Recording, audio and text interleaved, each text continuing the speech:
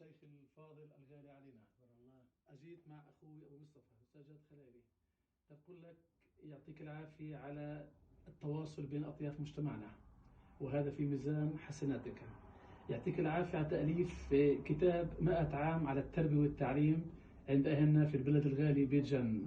فألف تحية لك على هذا العمل، التواصل بين أطياف مجتمعنا وعلى التأليف، وأنت المربي الفاضل يعني لمجتمعنا. شكرا كثير كثير، احنا بنقدر هاي اللفتة الكريمة من حضرتك، ودائما انت بتيجي على محلك على بيتك 100,000 اهلا وسهلا فيك.